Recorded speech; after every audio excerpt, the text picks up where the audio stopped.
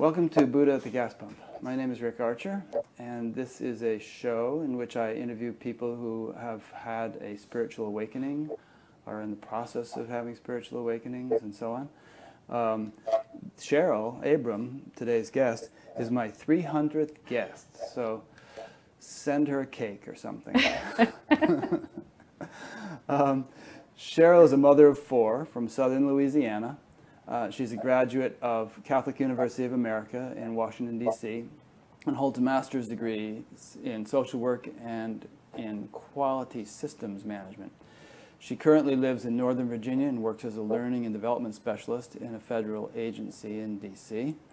After an undeniable experience that reminded her of our inherent value without the need of a, quote, savior, Cheryl is now passionate about spreading the good news that belief is not necessary. We are already innocent, eternal, and free.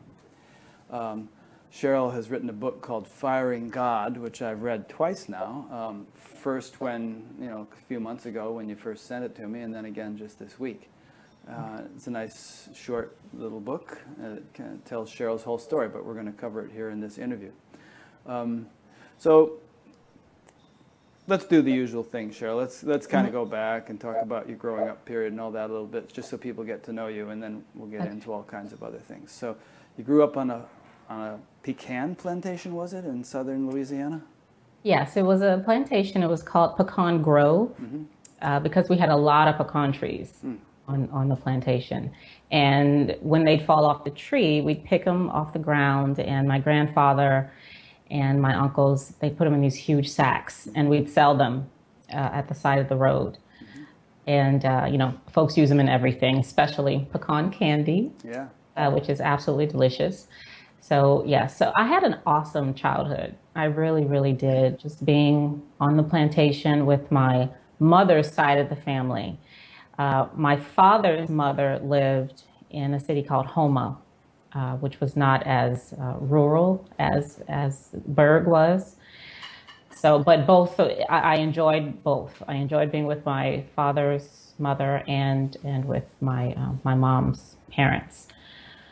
So, grew up with all my cousins, aunts, uncles around, went to school. Everything was really, really great.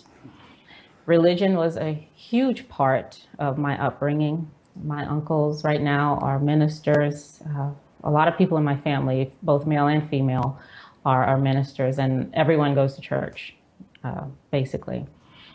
So all of that was great. It really was good. When you're young and you feel like you are special, that God really loves you and pays attention to you and favors you and things like that, those things, that's lovely. That feels really good. But of course, as I got older, I saw that wasn't as true as I believed it was. What made you think God loved you and favored you? Because the Bible said he did. That's what I thought you were going to say. Yeah, I was because I was told he did, you know, and when good things happened, the reason was because, I was favored and I was a good girl. I was obedient, and all those things. And when bad things happened, it was because I wasn't those things. I wasn't good. I wasn't obedient. I want to throw in a philosophical bit even now, which is that I get the impression that a lot of different religions kind of pander to, our innate need to feel special. I'm special, my religion is the bestest, my God is the best, your God is worse. And so there's a lot of kind of ego boosting that goes on in terms of trying to make you feel like, you are kind of one of the chosen and everybody else is going where. Yes. Yeah. And it's not exclusive to Christianity. No. And that's another important part of it too. So it is that I'm chosen and I'm special. But what makes that even more yummy is the fact that my enemies are going to be punished. Right. Those two together make it so appealing. Yeah, it's like a win-win situation, right? Oh yeah, definitely. And when I found out that that's not going to happen, I was pissed. I mean, I really was. That was hard. Yeah. That was very hard to admit. It really, really was. we'll get on a little bit later to how you found out that wasn't going to happen. And so I kind of got mixed messages from reading your book and listening to your interviews. On one hand, it sounded like you were saying church was boring and it kind of made you tired and you fell asleep and you went once a week. On the other hand, I thought I heard you say you went every day. So what was it? Well, when I was little, I mean, church was not exciting when I was little. The only exciting events were Christmas and Easter when I got new clothes and shoes and, stuff like that. So I would fall asleep a lot and be very happy when it was finally over and they were saying, praying the benediction. When I got into my teen years, I moved to Homa and we went to another church. A very, very fundamentalist type church. I couldn't wear pants or makeup or jewelry, couldn't go to dances, watch certain shows on TV, all of that stuff, And this is really where the fear of God was instilled into me. We would watch, I remember a video, I think it was called Thief in the Night or Left Behind, something like that. There's that Left Behind series. Yeah. And it basically said, you're going to get left here and your life is going to be miserable, like even more so than it is now if you don't accept God and his unconditional love, So that's where, it was in that church where we went a lot. But I didn't mind because what I came to see was that I needed a savior. So everything I was doing was going to help me in the long run, right? And what I also came to see was how important it was for me to really, really believe that I was unworthy and undeserving. And if I was deserving of anything, it was pain and suffering. So this was instilled in you by the preacher. Oh yeah. Oh, absolutely. Yeah. But I needed it. I mean, I had to be less than if I was going to get salvation. I don't need salvation if nothing's wrong with me, So both of those had to be in place. Does it also have to do with humility, supposedly, that you consider yourself kind of a lowly bit of pond scum, and therefore you were worthy of salvation? You're not kind of boosting yourself up in any way? Well, yeah. So pond scum, the lowliest pond scum possible. I mean, unworthiness was a virtue. Yeah. It really, really was. And we sang songs, Rick, about "I'm so unworthy, Lord," and a lot of songs like that we sang every time we went to church. That's funny. It reminds me of a joke I have to interject here. There was a pastor in the church, and he was like really into this thing of, I'm so unworthy. And he would be heard saying, "Oh Lord, I am nothing, I am nothing, I am nothing." And then the deacon sort of overheard him saying that, and he got into it. "I am nothing, I am nothing." And then the janitor heard him saying that, and so the janitor started saying, "I am nothing, I am nothing." And then the pastor and the deacon looked at each other and said, "Look who thinks he's nothing." Right. That is funny. I'm going to have to tell that. Yeah. It's like a competition. I mean, who can be the most unworthy? How low can you go? Exactly. Yeah, exactly. But all of that was necessary. Yeah. I see that all of that was needed. You mean in the grand scheme of your life, it was all part of the puzzle? Yes, it brought me here. It brought me here. Yeah. That's an interesting point. A lot of people say that regardless of what they have been through, and in some cases it's been horrific. I mean, I interviewed a woman not long ago that was raped by her father from the age of 9 for at least 5 years, and then became a serious drug addict with very hard drugs. And she even looks back and says, that was all necessary. It brought me to where I am. Right. I remember this incident I had with my son. I have 4 kids. And my oldest son, he's in the military now, and my baby, still my baby, he wasn't doing what he needed to do as far as his homework and, cleaning his room and, things like that. Teenage boys, right? The typical stuff. So I'd been giving him a chance to do better. And I would say, Jared, when you go in your room, this is what I need you to do. And I need you to, bring me your homework when you're done so I can see that it's complete.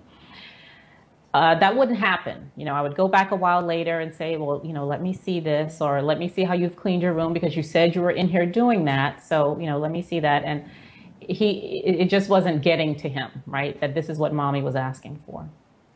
So one day I decided, okay, this is what I'm going to do. So he came home from school that day. He went back to his room and he almost hit the ceiling. I mean, he just went ballistic. He was so upset. Mom, why did you do that? I mean, he was just, he posted it on Facebook and everything. What did you do? What I did was I took his door down. Right? Oh, so his room was wide open? I got a screwdriver and I unhinged the hinges on the door and I took it down. He didn't have a door, right?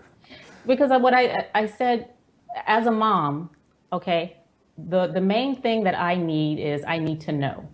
I need to know what you're doing, okay? You're in this house, there are things that need to be done, and mommy needs to know. So I told him everything that has occurred has brought me to this point, to taking down your door so that I can know. And I see this as the same. Everything that has happened in my life brought me to the point to where I had to take down the door and look and see what was going on. That's what mommies do, And for the first few years after this happened, it was just, marveling at the fact that this happened and trying to reconcile that with what was going on in my life, which was a whole bunch of shit. I mean, it was horrible, right? And now that reconciliation has happened somewhat, I'm now in this other phase where, okay, mommy's taken down the door and I see what's going on. And now I'm asking, what the hell were you doing in here the whole time, right? When the cat's away, the mice will play, right? And so I feel like I really need to start taking down some more doors so that I can see what's going on, especially in the non-dual community, right? Which is a community that I knew nothing about it at all. Right. But now that I've come into it, I've got my mommy face on, like, what's going on here? Huh. Yeah. Well, we're jumping around, but that's okay, because we're going to talk about, the way I first became aware of you was you started popping up on Facebook and saying some pretty clear and coherent things in some non-dual group on Facebook. And I thought, well, this looks interesting, because, as I've heard you say, there aren't that many black women in non-dual circles. And so it was a bit of an anomaly. And you might not otherwise have caught my attention, but there was that, and then there was this tremendous clarity. You were talking about your your foray into non-duality and knocking down doors, and so. But let's go back a bit more. Let's get to that. But let's go back. So you've been through a lot over the years, and we've been alluding to that, and. You grew up in Louisiana, and we haven't gotten much farther than that. And then I know you went to school here and there, and you joined the military and got married, and you're over in Europe or Kuwait or someplace. And life was throwing curveballs at you. It was. So let's go into some of those details a little bit. Yeah, life really was throwing some curveballs at me, and it wasn't what I was taught. Okay, I really expected to be treated better than I was being treated. By the universe, by people? By God, yes. I really expected to be favored. And I got I really felt some type of way about seeing people who were not Christians, not going to church, not praying like I was, and just being happier than me. That didn't make sense to me, But I had to keep going back to, it's your fault, Cheryl. There's something that you're not doing. God really, really wants to help you, but his hands are tied behind his back, because of something that you're not doing. All right. So over the years, it was me trying to be better so that I can get better, I can get more, and be happier. Because the ultimate search was just to be happy. I was miserable. You know, the relationships that I'd been in, some of the jobs that I'd had, I was miserable. Nothing was working. So it came to a head, I guess you can say, once I finally, in my second marriage, and when I was living here in Maryland, I'd been searching for a church again, and I'd finally found one. It was a very, very small church that was being held in a school. There are many, you know, Black churches that do that they start off in a school or a storefront or something like that until they grow bigger. When you say you're searching for a church, it must not be that hard to find a church. They're all over the place. But you must have had certain criteria that you were looking for. Yeah, I mean, the message, you know, for some reason, a lot of ministers right now are really into the prosperity thing. Oh, yeah. You know, praying for money or, you know, whatever. And I don't really like that. Mm-hmm. You know, I like more the traditional stuff. Yeah, the spiritual nature of it. Yeah. So I was looking for something like that. And this guy, I really liked him. He was very personable. He was a young man. He had a very small congregation, but he really seemed down to earth. And he was talking about things that were going on today, you know, in today's world. He would take the Bible and, you know, try to apply it to the current time. So I like that. He gave me a book to read. I love discussing things and, you know, asking and answering questions. So Bible study is something that I've always enjoyed because I love learning, you know. So he was having a Bible study. He gave me a book to read pertaining to that study. I don't remember what the book was, but I was very excited about it. And when I got a chance to read it, I was going to do that. But it was about a week or so, you know, before I was able to get to the book, because I'd come home one day and I went to my kitchen and I saw all kinds of correspondence in the kitchen, bad stuff, like, you know, bills and a foreclosure notice. There was a summons to go to court, all of this stuff. And I was like, oh my God, you know, what am I going to do? And at the same time, my marriage is falling apart and I was tired. Like, I was just so tired. So I said, let me go in my bedroom and read this book. I got to read something, some story of somebody who's been where I am right now and, you know, came through it okay. So I sat on my bed and I started reading the book. And what I read in the book was I had to take all the Stephen King novels out of my house because of the demons, you know, associated with stuff like that. Even the Shawshank Redemption? Even the Shawshank Redemption. That has demons in it? Oh, I love that movie. He wrote that. Yeah. So all of them had to go. You know, the spirit of Stephen King was in my house, you know, with those books or something. So I'd heard that before. That was nothing new, you know, about taking dolls and you never go to a garage sale because spirits are on some of the things or whatever. You know, I'd heard that before. This was nothing new to me. But at this particular time, being as low as I was and as helpless and hopeless, fear was not doing it for me, you know, and this scared me. It really scared me. And I was so upset at the anger. It was unbelievable. I mean, it was white hot anger, right? So I said, I'm done.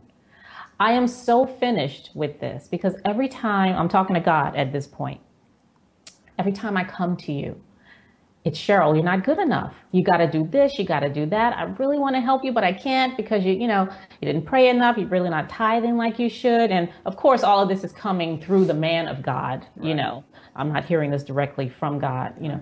So something is always wrong with me. And I'm like, I'm finished. I'm not going to do this anymore. And at that moment, I decided, you know what? Let me just be honest. I don't love you. I don't even know you. And, you know, you can fuck off. Now, I was very afraid of saying that, but I really felt like I had to be honest at that moment because nothing else was happening. Nothing else was working. So honesty was my last resort. It was my last resort. And with that, it literally felt like chains were just lifted. Like I'd been chained and they were gone. Just with admitting that I didn't love God. I never did, you know, and I didn't know him either. So almost immediately after that, there was a very, very strong compulsion for me to read the story of Adam and Eve. I don't know where that came from. It was just a feeling, you know, something that was felt. You know, I didn't hear voices or nothing like that. I just felt like I needed to read that story, which I refused to do because I just, you know, told God to fuck off and I wasn't having anything to do with the Bible or anything else. I was done with that. But the compulsion kept coming, you know, and it was after a couple of days that I decided, okay, let me read the damn story and just get rid of this. So I read the story, nothing happened, you know, but the next day, all kinds of questions just started coming up.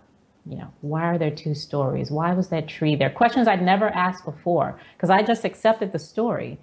This is the way we came, you know, to be, and this is why I have to suffer right now because Eve ate that apple when she shouldn't have, and, you know, Adam didn't stop her, and that was just what it was. There was no reason. Why would I question that? You know, I'd been told this by all kinds of authority figures. There was no reason for me to question it. I heard this really funny comedian the other day. In fact, our friend Phil Escott turned me on to this.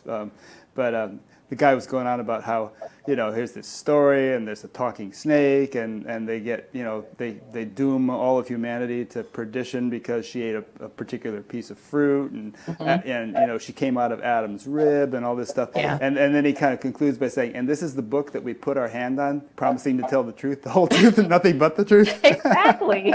Right. Exactly. I mean, that's exactly it. But like I said, I had no reason to question it. You know, why would the minister lie? Like, why would my family lie? You know, so it had to be true. Well, and so you wrote a book called Firing God. Now let's examine this whole thing now of truth and belief and experience and everything else.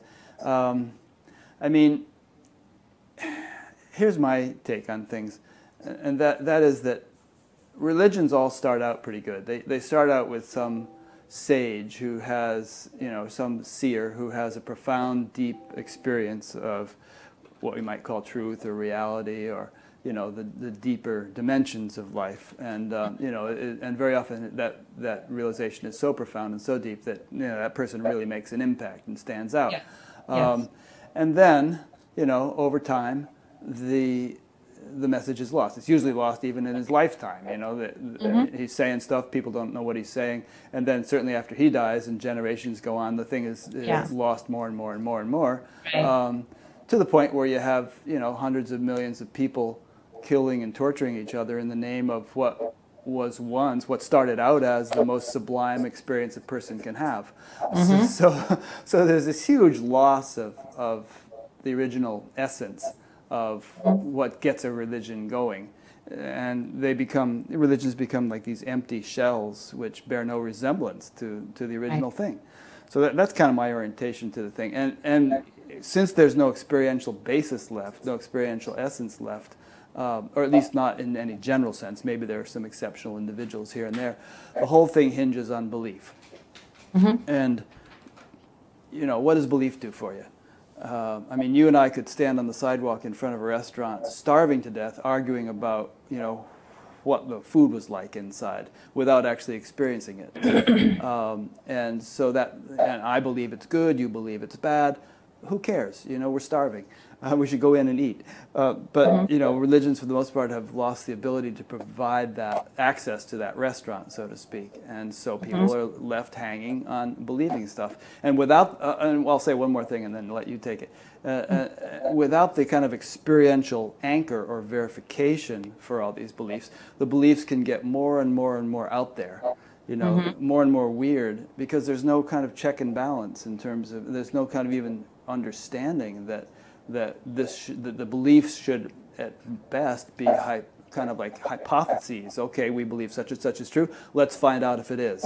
And there's never that second part. Let's find out if it is. It's more like, you know, you have to believe this or else. Yeah. So take it from there.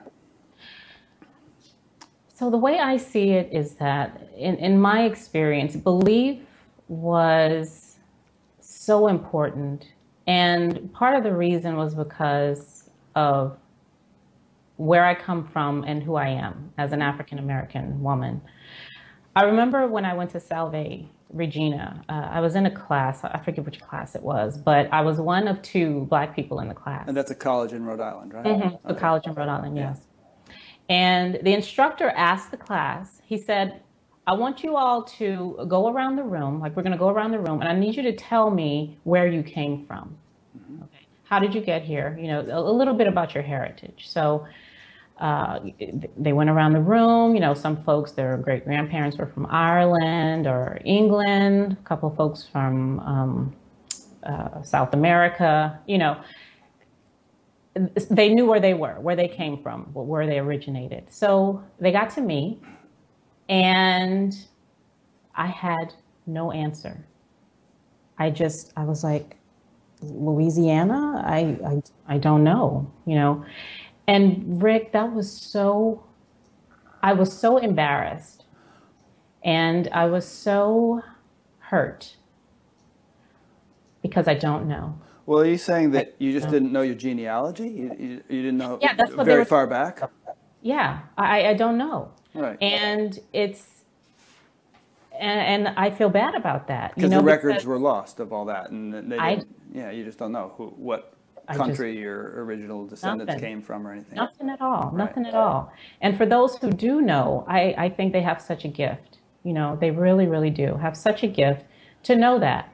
And, you know, so and I think the purpose of that, he was talking about that I and, you know, Native American people were like some of the, if anyone was American, then it was us, right? But, you know, that's a whole nother subject. But belief gave me that.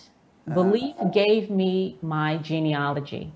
This is where I come from. You know, Adam and Eve are my origin, and God is my father, and, you know, all of this. It filled in the blank. There was a huge blank there, and belief filled in that blank, right? And that is my root. Those are my roots. So I'm good now. Now I can move from there. And when I finally saw that is not true, it was like a death, like I died. Basically. To let that go, to let go of where I thought I came from, left a huge open space again. But, you know, I saw it for what it is at the time. But it was painful. It was very hard.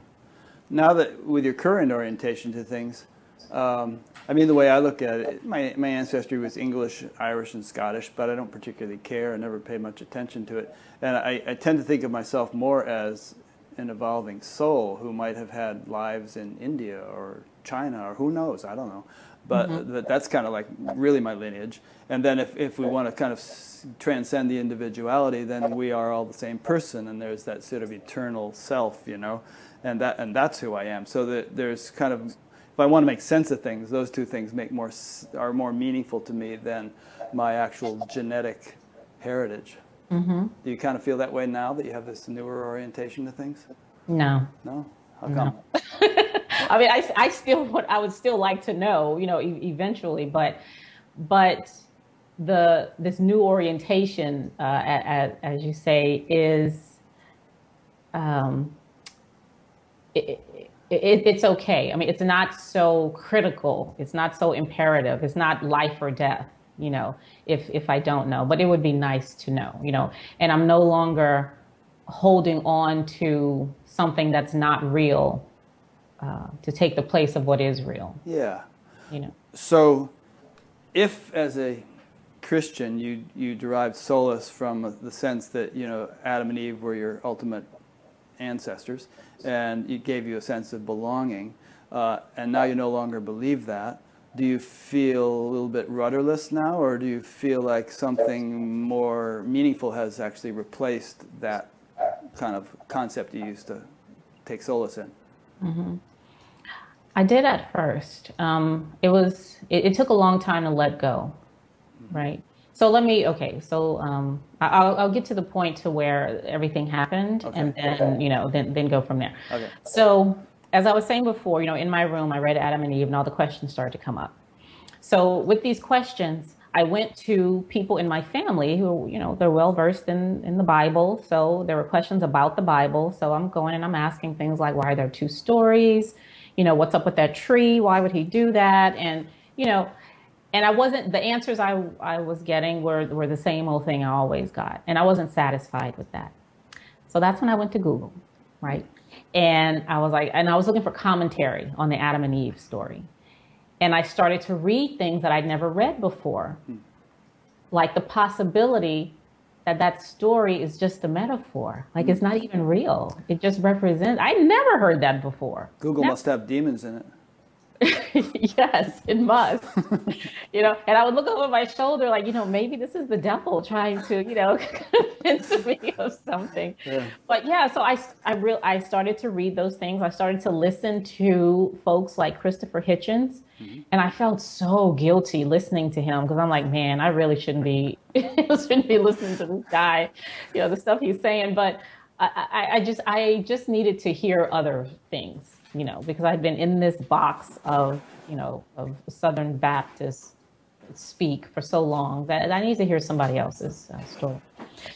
So that went on, and one day at work, so this was, I don't know, like a month or so after that, I was at work one day, and it was early in the morning. It was in May. It was still kind of cool up here, so I had my heater on, but I have my heater on all the time because that building is freezing. So I had my heater on, I had a cup of coffee next to me, and I'm checking my emails. That's the first thing I do every morning when I get into work. I check my emails and answer them and things like that. Well, all of a sudden, I'm terrified out of my mind. My heart is beating so fast. My palms are sweaty. I'm breaking out into a cold sweat, and I do not know why. I'm looking at myself, wondering what the hell is going on here, And then I'm thinking, am I having a heart attack or something? Which was crazy because, I'm very healthy and I've never had any heart problems or anything like that before. So finally, as this goes on and I'm just getting more and more terrified, I thought, oh my God, I'm dying. Like I am seriously dying right now. This makes no sense at all.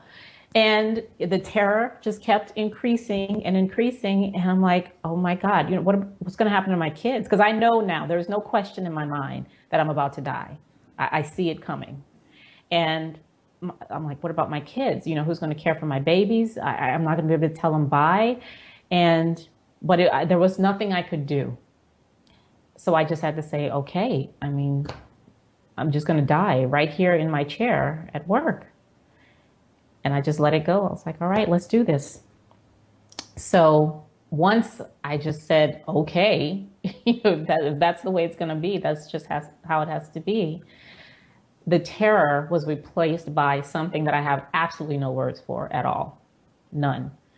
And it was so beautiful and freeing. And the thing that made it so amazing was the fact that whatever I was knowing right then, I was knowing it for everybody, every single person, even my ex, who I was going through the divorce with, and I hated with every fiber of my being. I knew it for him too, and that just made me so happy. Isn't even the word.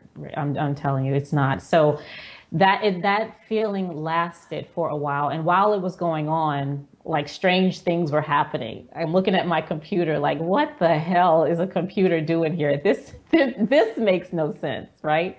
What was happening made all the sense in the world, but the stuff around me was just weird. Like, what is this, So it lasted for less than a minute, I would say, and then, wore off a little bit. And man, at the end of the day, like, I don't remember what I did that day. All I remember is sitting at my computer, that happening, and I remember walking home at the end of the day, going to the train station. But I was like, I got to know what this is. Like, I know I can't have been the only person who's experienced this. So as soon as I got home, I was on my computer, typing up stuff like, already in eternity, already in heaven, you know, those sort of things. And this is when folks like Osho started popping up in my search, and Rupert Spira popped up, and, you know, some other people that I'd never heard of. You know, Osho was saying stuff that was totally weird. I just didn't get it at all. You know, I had nothing to hinge it onto. It just didn't make any sense. You know, Rupert Spira was just speaking another language. I'm like, who is this guy? You know, he reminds me of that guy with the afro who paints, and he's so nice. Like, he paints these awesome pictures and the clouds are happy and stuff like that. You know what I'm talking about? No. Yeah, somebody who's watching this will know what I'm talking about. But he's very, like, you know, relaxed and stuff like that. He's very mellow. Yeah, very soothing voice, yeah. And then, you know, Tony Parsons was another person, and I just wanted to punch him in the face because he wasn't giving me anything. I'm like, this guy is, you know. So all these folks are, and I'm listening, but I'm not getting it. Like, it was like, I don't know what you're talking about, but I know what you're talking about what happened, but I don't know what you're talking about. It was really weird. You know, it really was. And then I found the Course in Miracles, and I started reading that, which, oh my God, the second I picked up that book and started reading it, I'm like, this is clearly demonic. Clearly. There is no way that I, Cheryl, the son of God, come on, you know. But I wanted to put that stuff down. I didn't want to do all that.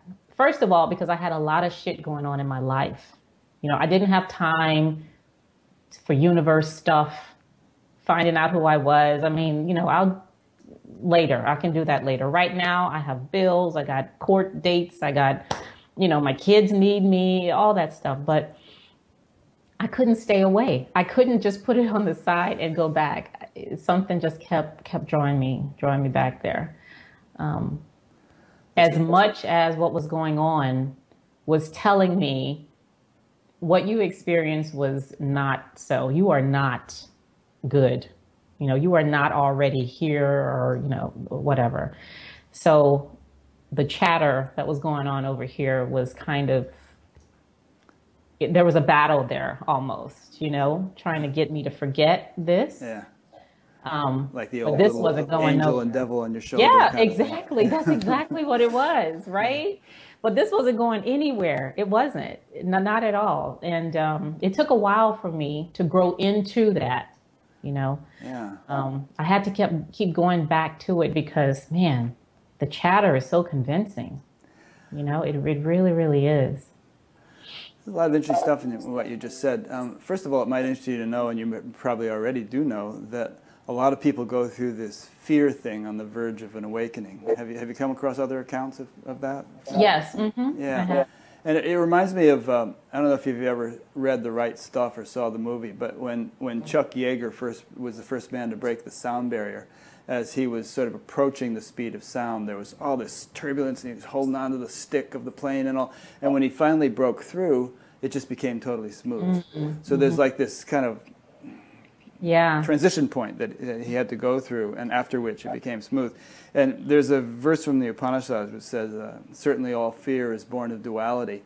And it's almost like there's this kind of fear membrane we have to pierce as we transition from duality back into unity. And then if we go the other way, unity back into duality, then there's sort of the opportunity. We're in sort of a fear-based orientation because it's dual. There's us and there's them, and there's this and there's that, and there's vulnerability. So you kind of pierce that membrane in the transition to a unity kind of experience, it seems to me. Yeah, it seems so. Yeah.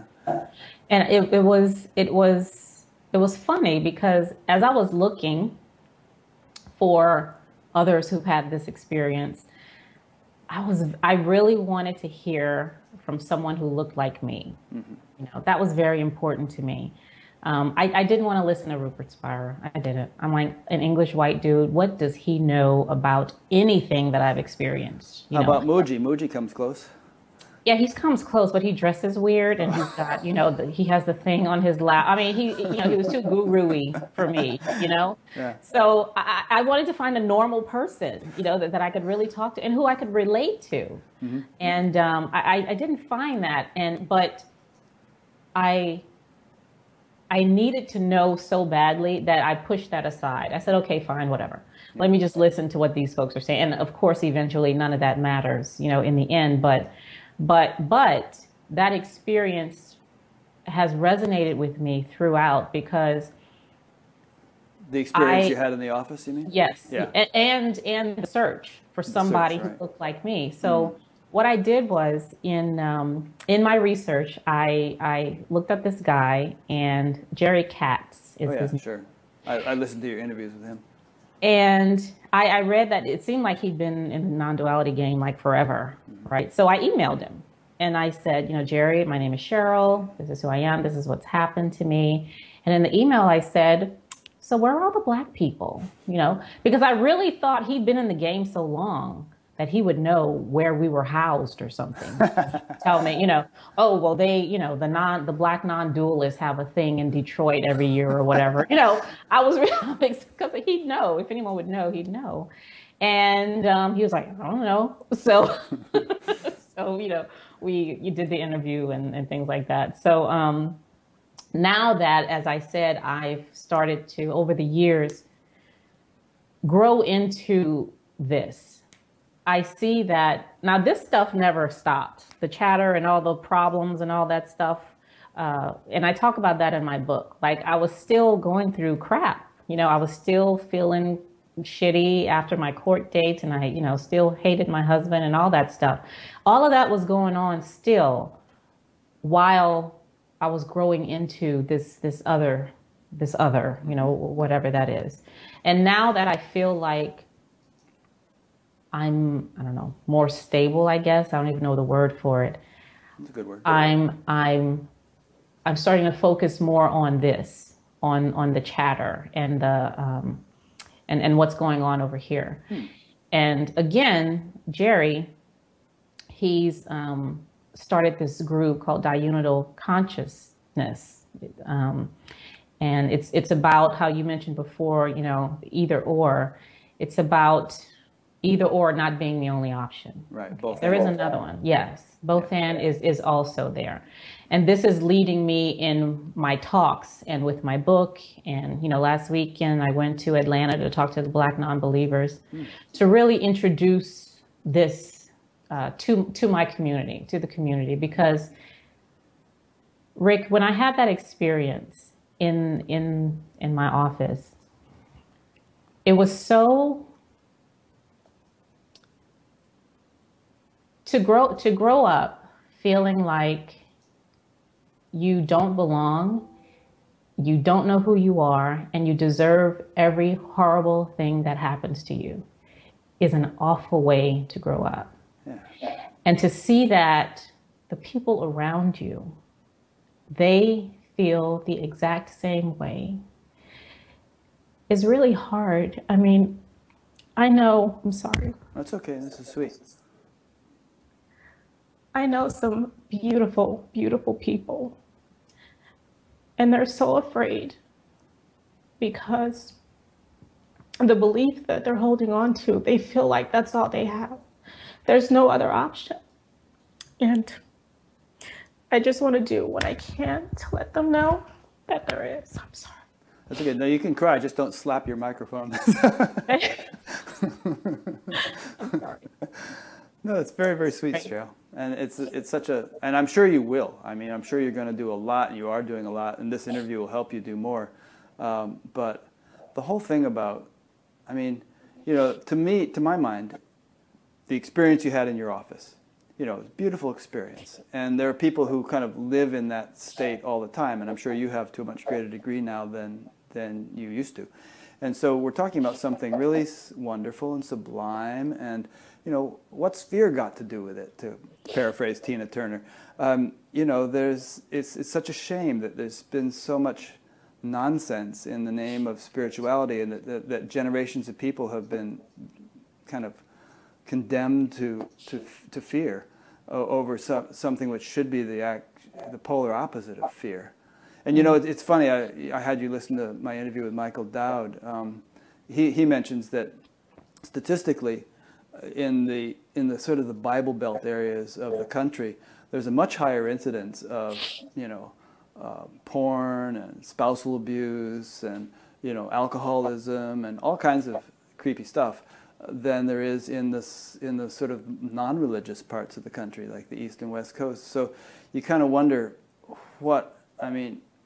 I personally, I think there's a kind of a nugget of truth and goodness in religion ultimately, but what's it doing for people if that's the society that it tends to build, and if it just creates hordes of people who are out of touch with reality and are dominated by fear. Yeah, and I'm glad you say, what's it doing for people, because one of the things, after I was able to process all of this, and I talk a little bit about it at the end of my book, is so what? Yeah. Okay, we're all one. We're already in eternity. So what? I'm still hurting. I'm still suffering. I'm still, all this stuff is still going on. So now, what do we do with that? Like, because now I feel like from where I am now I can begin to evolve, mm-hmm. right? Because with belief, I felt stuck. I could only go so far. I can't go any further than this, right? But now I see that. So it's kind of like change is possible now because of what I see, because I see that I cannot change. Now that I see that I cannot change, I can do it finally. Elaborate on that. So clarify that. I can get out of, because I feel like what I see is I was using belief. Belief was taking the place of permanence. Yeah. It was taking the place of stability and safety, right? Because I could not see who I really was. I couldn't see that. So I was making this thing up because I thought I was missing that. But now that I see that I'm not missing that, I don't need this anymore. I don't need this faux stability, this faux peace, this fake permanence. Yeah. Now I can change. I can get rid of that stuff and go ahead and change the way I need to change, the way I want to change, because I see that I can't. Yeah. And they have to work together. Not changing and changing have to rise together and happen at the same time, which is what diunitality is about. Now we get into the real stuff, and I really want to see, because I don't see, and this is just my opinion from what I've observed, like, how is the non-dual community showing up? How I looked at the SAND conference stuff last year, and I went back to Jerry, like he knows, right? I was like, again, guy. Yeah. Question: where are the Black people? I mean, because I'm like, I've never heard this. Why isn't anybody telling anybody this stuff? And so now I feel like, okay, I'm in mama mode. I got to take your door down. Now that I'm here, you brought me here. You brought me to this place. So now I feel like, we need to be more open, and out there, just telling everybody about it, So there's a few threads in what you said I want to wrap up and elaborate and get your feedback on. First of all, to reiterate what you were saying about belief and change and non-change, just to make sure I understand what you were saying and that the audience does. I think you were saying that, prior to this shift that you've undergone, belief was, you were hanging on belief. Belief was your rock, but it wasn't actually a rock. It was a sort of an unstable, tenuous kind of thing because it had no foundation. And then with the shift, there was an actual element of permanence that was introduced into your life, something that actually is intrinsically permanent and stable. And then with that, you could kind of come back and deal with the changing stuff more effectively. There was, I think, as you said, this diurnal thing. There's sort of the dual and the non-dual together. There's a verse in the Bhagavad Gita which goes, "Established in yoga, perform action," and yoga means union. So established in being, in permanence, in stability. On that foundation, perform action. Yes. And then it says yoga is skill in action, another verse, which means that your action is going to be more skillful if you have this foundation. So I think that's what you're saying about that, right? Yes, that is exactly what I'm saying. It's exactly what I'm saying. I really feel like now I can do something. Yeah. You know, where before belief just had me locked in this thing, and I just couldn't get out of it. You Yeah. know. I'm reminded of Christ referring to Peter as the rock. You know, on this foundation I will build my church. He was talking about something kind of substantial and solid that he saw in Peter, that Peter had apparently experienced or was experiencing. Yeah. And you know, this what's it, diurnal? What's the word? Diunitality. Yeah, it's a Okay, diunital. not too familiar with the word, but I guess I'll have to get used to it. But Yeah. I think Join Jerry's group. He'll, you can learn a lot of stuff. yeah, I don't have time to read groups too much, but I get the emails. I think maybe I glance at the titles. But there's I think the non-dual world has to a great extent come around to this. I'm seeing it. I see it over and over and over again, where people start out, you know, with kind of the Tony Parsons orientation of you are not a person and there's nothing to do and nowhere to go and all that stuff. And there's an emphasis on the transcendent, impersonal stuff. And then, you know, but then people begin to, but hey, what about my life? You know, I mean, I've got all this stuff going on. How do I deal with that? You know, are my children illusory, or do you know? And so there's you might enjoy watching this talk that Adi Shanti and Francis Bennett gave together. I could send you a link to it. In fact, I have it on my website. But they're kind of addressing this at great length. And in a nutshell, the way Francis puts it, he says, you know, of course you're a person.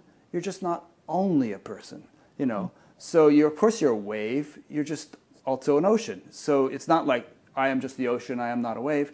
And it's not like I am just a wave, I am not an ocean. You're both. And being both, there's a tremendous sort of advantage to then trying to be one or the other. There is. And in growing up, you know, in the Black community, there's such a sense of lost identity, you know, because of this double consciousness, right? We don't know if we belong here. I mean, do we belong there? I mean, how's that going, you know? And I actually wrote to, in the group that Jerry has, you know, I was very, very open and very honest, because I felt like, you know where race relations are in this nation, right? In the U.S. They've got a long ways to go still. And a very long way to go. So, like I said in my book, how I became free once I was honest. Like, the honesty was like the last resort I had. It was the last tool I had in the box, right? So being honest about what's going on, and not, you know, just poo-pooing it away, or it happened 100 years ago, and, you know, all this other kind of stuff, because that stays with you. It stayed with me. You know, it stayed with me worshiping this white dude on a cross. I felt like every white person was like that, you know. Who wasn't actually that white? Did you see that thing I posted on your? I did see that. That's probably more what he looked like. Was in all of my aunts and grandparents' homes, he looked like that. You know, he had the blonde hair and the blue eyes and all that stuff. Right. So I took that and I attributed that to everyone who looked like that. You know, God loved them the most. Yeah. You know, and I was secondary. You know, so if they looked at me, touched me, talked to me, any wanted to be friends with me in school, you know, I felt real special. I really did. And I feel like I needed to be honest about that. And we all need to be honest about what's happened. And then we can move on. You know, then we can move on from there. Yeah. Of course, you know, there's this popular saying these days, Black Lives Matter. But and it's a little bit of a cliche, but really, obviously, all lives matter. You know, polar bear lives matter, white lives matter, tree lives matter. It's like everything is, to my way of thinking, everything is God incarnate, and every being, every form of life. And so, if we, you know, well, look what Christ said. He said, you know, whatsoever you do unto the least of these, you do unto me. And least of these could mean any race, any animal, anything. You know, so if we clear cut the rainforests, we're destroying our own lungs. You know, if we pollute the oceans, we're poisoning our own blood. If we, you know, if we kill off species, we're lopping off our own fingers and toes. So there's just this kind of to me, the divine is immanent in all life and all expressions, and it all needs to be treated with reverence and respect. Mm-hmm. Right. That is true. And what I can say is, if you look at Maslow's, the hierarchy of needs that he has there, when looking at where I came from and the way we grew up and, the struggles and things like that, I don't give a shit about rainforests and GMOs and all this other kind of stuff, because I'm just trying to live. Yeah. I'm right now, walk into the store, I'm trying to survive, So in your personal life, you're not at that point in Maslow's pyramid. You're sort of dealing with, critical things. Right. Yeah. And I think a lot of us are dealing with that. And it's not until we can feel safe. Yeah. Let me say that. It's not until we can feel safe, until I can be here with you, Rick, and know that I am completely safe, that I can, that I can engage you and have good relationship with you and move and evolve so that we can do all that other stuff, right. With the rainforest and the food, and all these other things. But if I don't feel safe with you, you can forget about that. I'm gonna do what I need to do to survive. Yeah. Right. Hopefully you feel safe. You feel safe with me? I do. I feel very safe with you. I'm not too threatening. I do. I remember somebody was giving me a ride one time, and I was telling them about how I used to hitchhike a lot as a teenager and all, and people used to pick me up, and she said, well, you probably never looked very sinister. This sort of boyish look about me. Right. Yeah, so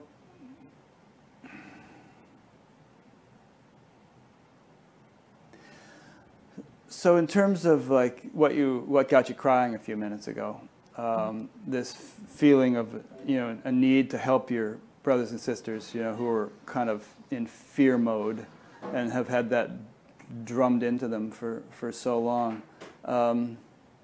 How did it? I mean, what sort of inroads have you made so far with that? How do you see yourself playing that role?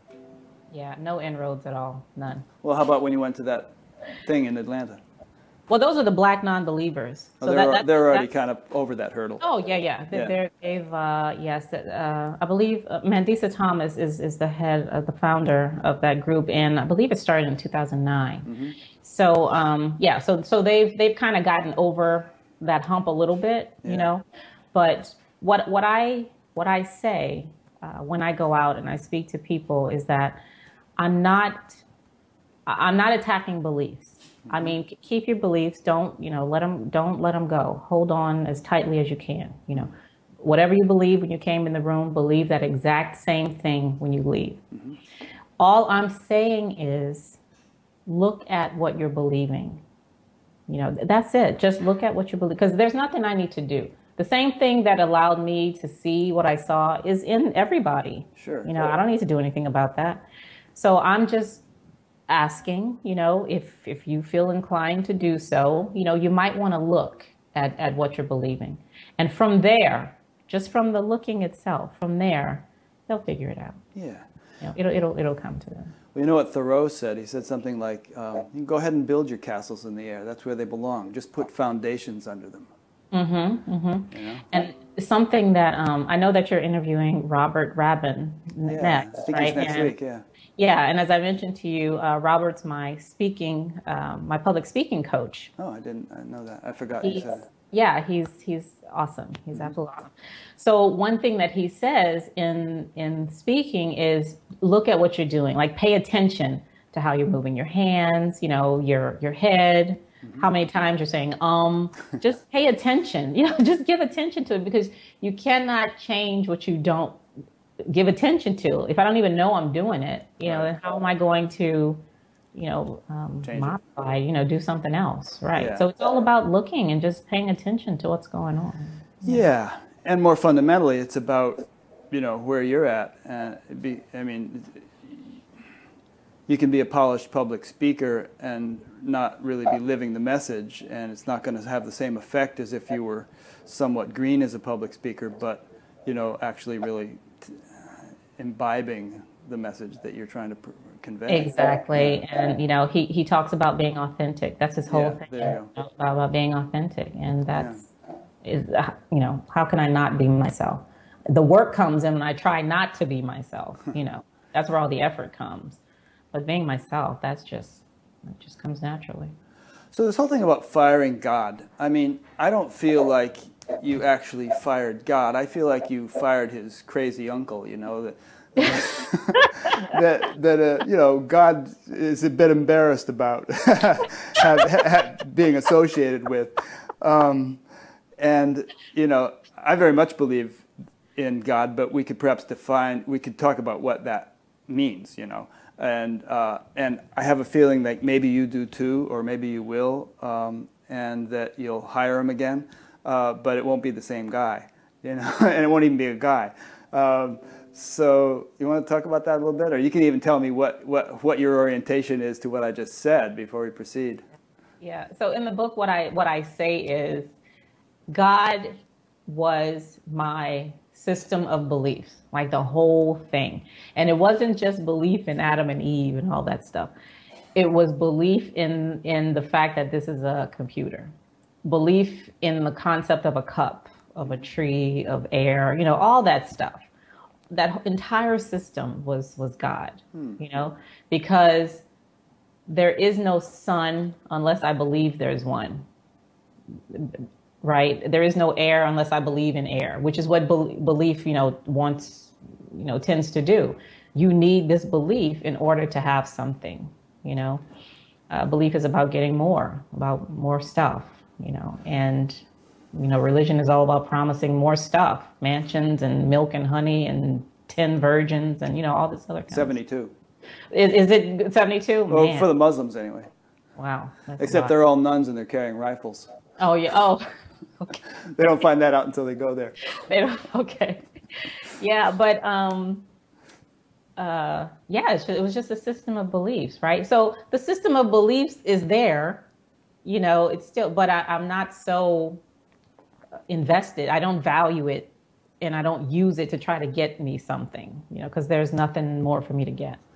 Okay. So what you just said about you don't believe in, the sun doesn't exist unless you believe it in or something. God help me out on this. There have been cultures who thought that the sun was a fiery chariot going across the sky, and who kind of had no idea where it went at night, or it went into some netherland or something, and then came out again in the daytime. And there are all sorts of mythological beliefs about astronomy and all kinds of other things. Now, obviously, even when people were believing those things, the sun and its motions, or the Earth's motion, were exactly the same as they are now. Now we just have a better understanding of it. And so we've kind of cast aside, strange or mythological notions about astronomy, as the case in point.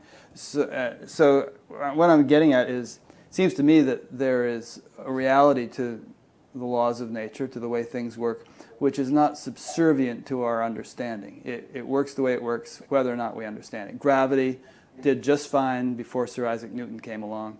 It's doing the same thing now. So it's not like nature hangs on our opinion or our understanding of it. It is what it is. Yeah, exactly. And that's what I'm saying. Like the example you used earlier about being at the restaurant. Yeah. And me believing one thing, it makes absolutely no difference at all. Right. So that's what I see now, like with my system of beliefs. It really doesn't make a difference. And I don't have to imprison myself in those beliefs, thinking that there is no other way. There is no other option. This is the way it has to be. Yeah. So, so I guess the point I'm making is that, that spirituality should be about arriving at truth, arriving at reality. And beliefs are only useful in the service of that if they are kind of pointers or aids toward the actual experience of that truth or reality. We don't want to sort of remain with them merely as beliefs for a lifetime without substantiating them through experience. Okay. Okay? Okay. So, maybe it's not okay. Okay. Here's something Carl Sagan he said. He said, "How is it that hardly any major religion has looked at science and concluded, this is better than we thought? The universe is much bigger than our prophets said, grander, more subtle, more elegant. Instead, they say, no, no, no, my God is a little God, and I want him to stay that way." A religion old or new that stressed the magnificence of the universe as revealed by modern science might be able to draw forth reserves of reverence and awe hardly tapped by conventional faiths. Mm-hmm. Possibly. Yeah. Yeah, but what I know is that when I was in the church, Mm-hmm. devout Christian, whatever I believed, I that was it. I mean, it couldn't get any bigger. It couldn't get any smaller, because if it did, then that means I was wrong. I needed to be right. More than anything in the world, I needed to be right. I will ignore what I needed to ignore. I will do all kinds of acrobatics as long as I can remain right. Yeah. Okay. Which again harkens back to a point we made in the beginning, which is that if religion is belief-based and not experiential-based, then there's all kinds of acrobatics, as you just said, trying to... You know how cats like to get into boxes and sit in them? I don't know if you've had any pet cats, but we used to have this cat that would be hilarious in trying to fit itself into a little tiny box that it could, it would have to be like a quarter of its size to actually fit into, but it would be trying this way and that. Yeah. And so that's kind of what I see religion doing, in the sense that they, various evidence comes along, and rather than expanding its perspective and saying, whoa, yeah, God is greater than we thought, it's more like, wait a minute, I have to shoehorn this into my little understanding. So, the world was created only 6,000 years ago, and people used to ride around on dinosaurs, and, God put fish bones in the Himalayas to test our faith. It just gets crazy. Mm-hmm. And like I said before, it's not just that. It's like, at least for me, it was where I came from. These were my roots. You're not going to mess up my roots. This is what they are. Okay. And you can't change that. Right? Yeah. So to me, the whole key about what you hope to do for the black community and for people who are caught in a world of mere belief, the whole key to it is to get them to understand that what they so fervently believe in and have dedicated their lives to it actually refers to an experience, not just a belief that you hang on to, but a living experience like you had in the office that day, and that you are growing into more and more now. And that should be the orientation, that, I can actually experience what Jesus was talking about, or whoever else. And, and Jesus said many things which substantiate that. He didn't just say, believe me. As far as I'm concerned, if he said, believe me, it was just more like, okay, believe that this is possible, and now I'm going to show you how to actually experience it. Not just believe, but believe, here's the first step. This is a possibility for you. Now let's get on to experiencing it. Mm-hmm. Well, right now I'm not going that far. What I'm trying to do is, right now, if I see someone with a hammer hammering their hand, I just want them to look at what they're doing, because right now they're crying, they're complaining about the pain, something's going, they're blaming other people, all this other kind of stuff. I'm saying, just look at what you're doing, and once you realize what you're doing, then whatever happens. I'm just trying to get them to see, just look, just see what you're doing. Yeah. But it's hard to take something away from somebody. If you're kind of like living in a little hut, let's say, and you're attached to your hut, and someone tries to get you out of the hut, it could be a struggle. But if someone comes along and says, you see that beautiful house over there? I want you to move into that. And all you have to do is leave your hut, but don't worry, keep your eye on the house. You're going to get into the house, and you'll forget all about the hut. It's going to be much better. Then it's a lot easier to accomplish your aim than it is to just wrench them away from the hut. Right. And also what I saw was, as I mentioned before, my goal was not to fire God. I was not looking to not be a Christian anymore. Mm-hmm. That is not what I was looking for. I just wanted to be happy. I was miserable. I wanted a good relationship. I wanted to be a good mom, because I felt like I was ruining my kids' lives because I couldn't get my shit together. I wanted my financial situation to be awesome, my job to be great. I just wanted to be happy. I saw it was possible. Other people were happy. Yeah. I wanted to be happy too, right? So what I saw was that, using the example I just used with the hammer on the hand, is for me being happy first started with me stopping what I was doing. Stop hammering your hand, Cheryl. Okay, it starts there. Yeah. Okay, so that's and which led me to all this other stuff. Yeah.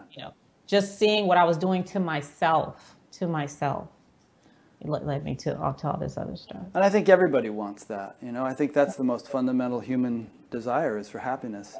And it's just that we have all kinds of, we look in all the wrong places for it, and basically we look outward, and we never find it outwardly, which is not to say that we should totally stop looking outwardly, because we want relationships, we want a comfortable place to live, we need money and all that stuff.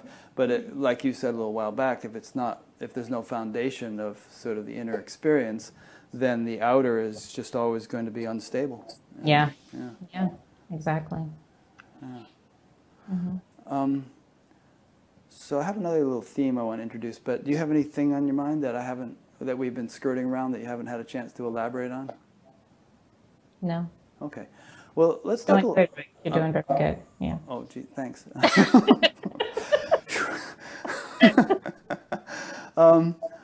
Let's talk about God a little bit more. I mean, do you believe in God now? No, I don't. Okay. And you certainly don't believe in the crazy uncle. Oh, no. You dropped him.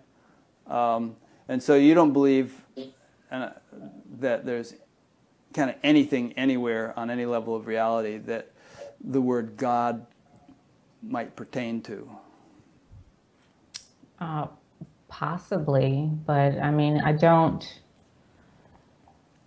know. That's really hard to answer. I know sometimes what I see is, I imagine like what's going on right now is happening within this vast universe, right? And it's just amazing. All I feel is amazement. I think it's awesome. I remember one time I was in my kitchen frying some eggs for breakfast, and I'm looking at the eggs and they're like shining or something, and I was giddy. I felt like a child, like, oh my God, these are eggs. Like, where the hell did that come from? What is that? Yeah. And so it's kind of like that. And I don't know if it's God or whatever. It's just so amazing. Yeah. It's just so amazing, Now think about what's actually going on with those eggs. I mean, we can start anywhere. We can start with the chicken, which, is a conglomeration of billions of cells, literally billions. I mean, we in our own body have 10,000 trillion cells. A chicken probably has quite a few trillion. And each of those cells, if you examine them microscopically, is about as complex as Tokyo.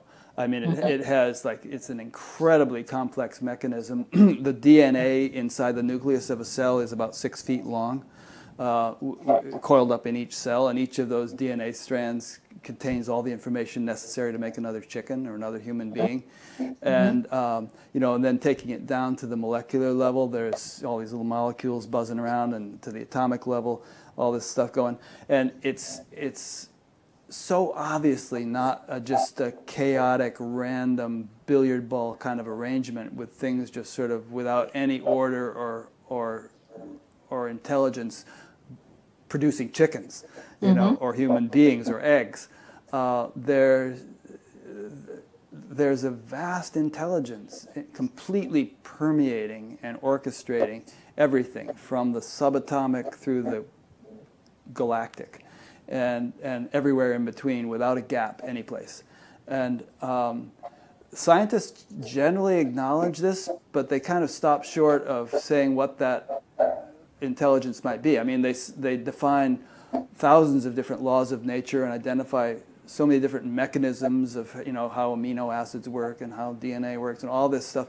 They just don't kind of like ask, or if they do ask the question, they don't answer the question of how is all that happening? What's behind that?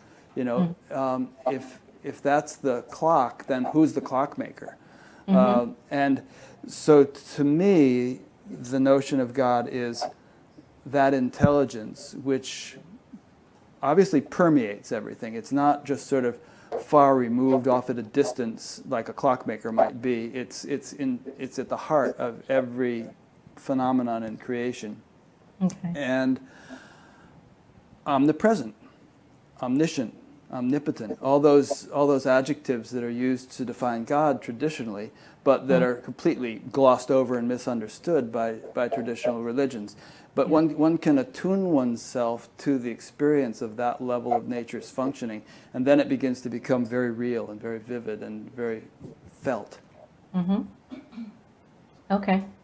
So I'm just, that sounded like a bit of a rant, but I'm just saying that because, how was it? What did Einstein say? He said, he who can no longer pause to wonder and stand wrapped in awe is as good as dead. And, most of us just don't go through our days wrapped in awe, but we're actually looking at and participating in something that's incredibly profound and beautiful. And, we just sort of take it for granted. Yeah, and I think Einstein also said, the only thing that gets in the way of my learning is my education. That's a good one. Yeah. So it is just about, going with the flow. Yeah. Evolving, changing. So to me, the whole thing I just said is actually relevant to the whole non-duality thing and the whole diurnal thing, or whatever you call it, diunitive. Because, and it's even relevant to what you said about your life having had a kind of an orchestration to its unfoldment that seems to make sense in retrospect, as difficult as it may have been as you went through it. There's some kind of intelligence that governs the universe, not only in terms of mechanical things like I was just describing, but in terms of the course of our lives. And you say, you were talking earlier about God loving you or not loving you and whatnot. And what does that really mean? That God loves you or doesn't love you? Right. Well, to me, it meant, in the beginning, it just meant, if my Father loves me, he's going to give me stuff. Yeah. I'm not going to suffer.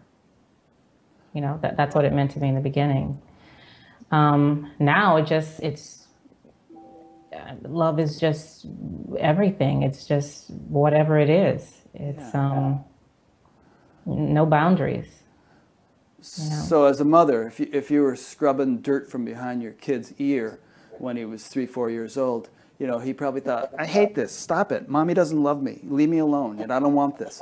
And so all the stuff we go through in life that's not quite the way we would have it be could be seen as scrubbing dirt from behind our ears. And like I said with my son, when I took his door down and I said, mommy's job is to know. Yeah. That's it. I need to know. And I love you, so I know you. Mommy needs to know everything. Yeah. Yeah. So I'm talking too much, and Irene says, and I'm getting a little philosophical, but I just wanted to bring these sort of themes into the conversation because I don't know if they're emphasized enough in the so-called non-dual community. A lot of it kind of stops short of considering what I've just been saying, and I think it's extremely relevant. And in some spiritual traditions, an appreciation of God, experiential appreciation or cognition of God, is said to follow eventually from self-realization. That we get to know who we are, but then having come to know who we are, our ability to appreciate what's actually going on here begins to become enhanced, and that appreciation grows to the point where we begin to sort of desire to know and appreciate and cognize the intelligence behind all this, or intrinsic to all this. Yeah. And as far as getting, philosophical and, explaining it in various ways, I have to admit, I was so lost. I mean, reading some of these books, and I needed a PhD to get through some of this stuff, which I don't have, so that was hard. That was hard too, trying to learn about it. And because I felt like, I'm excluded again because I don't understand what this is saying to me.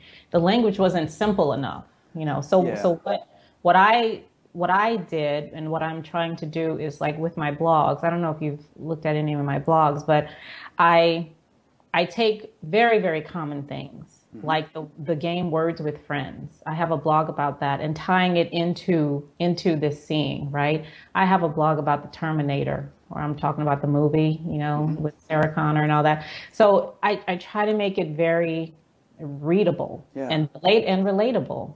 I talk about orgasms and stuff like that, and death and things that people are just familiar with, and try to make it as short as possible, which is one reason why my book is so short and, to the point, because I see there's another audience out there, and they're looking, they're tired too. They're just as exhausted as I was. But like I said before, don't know that there is another option. Don't know that there's anywhere to go except to another belief, and all beliefs are the same. So you're just going to keep, putting those walls up around yourself. So communicating this in a more inclusive way is really helpful, I think.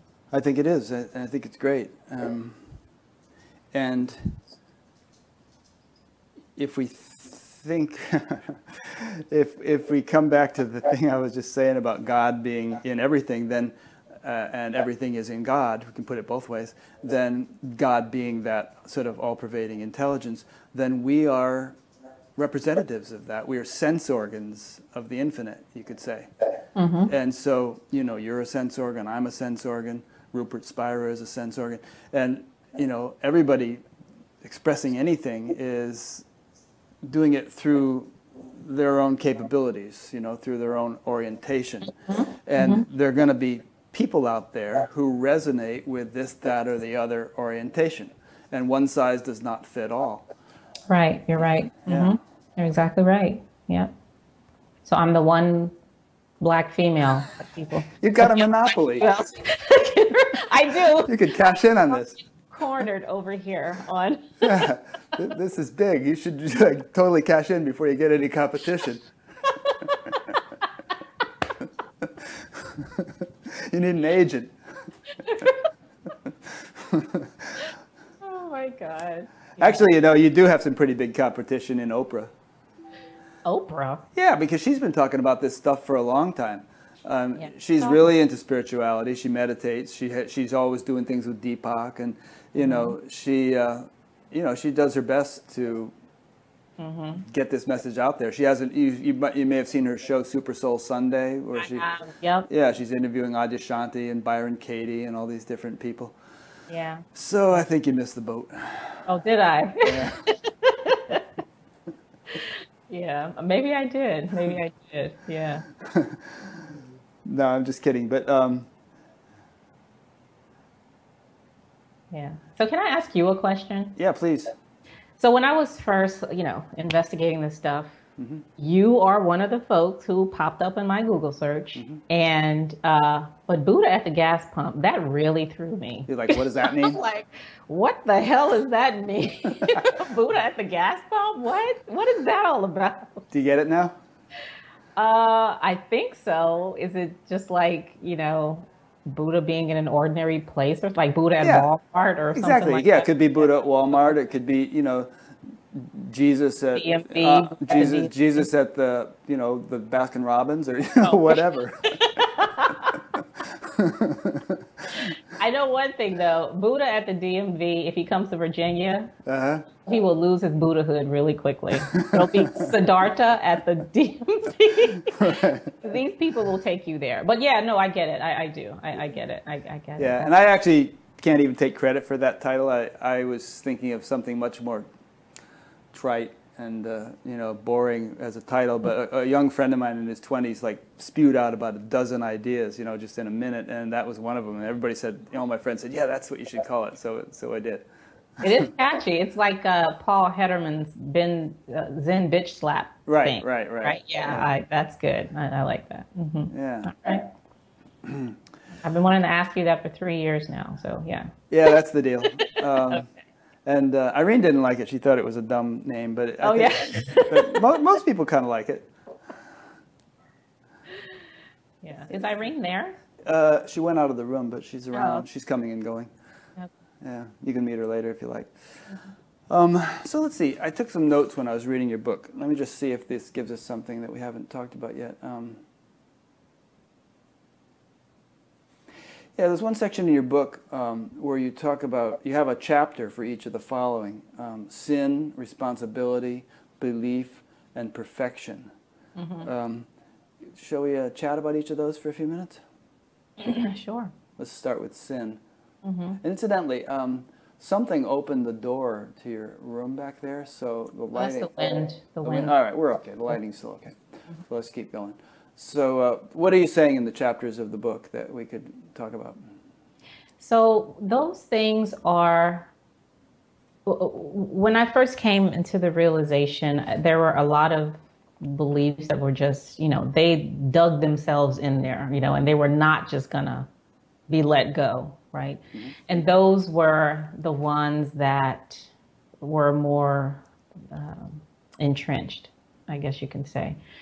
Sin is just the thing. Sin is you're disobedient to God's word. Everything is a sin. Every single day I was a Christian, I went to bed at night when I said my prayers, please forgive me for any sin that I've committed, because, if I died that night, I wanted to go to heaven. Mm-hmm. And I wanted to be, freshly forgiven, before I went to bed. So sin was a huge, huge thing. And just entertaining the idea that it's not what I thought it was hard, so that sin was not what you thought it was. Yeah, that sin is not, maybe it's something that just happens naturally. It's like a reflex or something. Maybe it's just a natural thing that happens in nature, and it's not something that I do, and have control over, like I can sin or I can't sin. Maybe it's something else.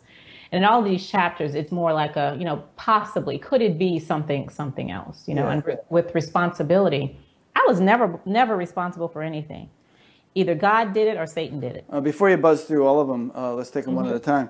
So, I think we can safely assume that whatever religion understands sin or responsibility or any of these things to be is probably not what was originally intended by the use of the term, and not actually what the founder of the religion was referring to.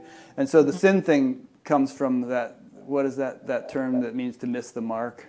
Yeah, I think it's an archery term, and it means you've missed the mark. And so I guess the question is, there's the whole philosophy of karma, that Eastern religions hold, and even Western. As you sow, so shall you reap. Isn't that in the Bible someplace? So, it raises the question, are there consequences to our actions? Do we have free will? Do we have control over, or any willpower to do things this way as opposed to that way? And if we do things in such a way that they're going to harm people or cause suffering to people, or retard their spiritual progress or something, does that matter? Is that any different than if we do things that help them and make them happy and so on? What do you think? So in the book, missing the mark, I do mention that in the book, and also I have a chapter that's called Making What's Missing, right? Because there is no mark. The mark is a belief, like whatever the belief is, and we know that that's not true, right? That's something made up, and so there really is no mark to miss, right? And that's on this side. Now back on this side, and we're back into like the diunital thing again. Right. We have created these marks. They're here. They're right here, and it's possible to miss them. But it's from seeing that at the place where there are no marks, where I can now move on to make change in the world in whatever way I think change needs to be made. But it can only happen effectively, from what I see, from seeing that change is not necessary. Right? Yeah. That makes sense? It does make sense. And my former teacher always used to say that one can only act from one's level of consciousness, whatever that may be. And if the level of consciousness is not very developed, then inevitably one is going to behave in certain ways that create suffering for oneself and others. And if the level of consciousness is higher, then spontaneously, without a whole lot of browbeating and effort, one is going to behave in such a way as to, spread, to help people flourish, to spread, to have an evolutionary beneficial influence on others. Yeah, so exactly. I think that's kind of what you're saying there. That it is. You have to kind of, it depends on where you're coming from, and your first priority should be to be in the right place from which to act. Right, exactly. And I love how you say it happens spontaneously, like with no effort. Yeah. So I don't have to try to be nice to you or kind to you. That's just the way it's playing out. The way you roll naturally.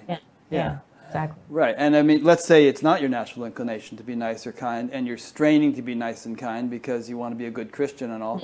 Then what happens when you get home or something? There's this pent up, frustration or something, and you'll lash out because you've been straining. Exactly. Right. I have a friend who is, just such a liar. I mean, they just lie all the time. Not just that, but they tell everything. I mean, I can't say a thing without it getting back to somebody else, right? So, trying to not be that way is hard, for this person, because that's not what they do. That's not how they roll. So, but I know this about them. They're very honest about it.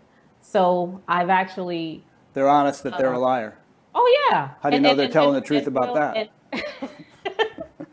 Exactly. But also that they cannot keep a secret, See, so right. there's no way I can say, I'm going to tell you this, but please don't tell anybody else. You can forget about that, right? But because I know that, and there's honesty there, I can go to this person and say, if I don't want to say something to someone, but I want them to know it, you just tell I can them. go to this person. Yeah. So she's useful. She's very, very, because she's being who she is. You know what I mean? So being who you are is all that's necessary. That's it. Just being exactly who you are, and you fit in exactly where you're supposed to fit in, and things work the way they need to work. Yeah.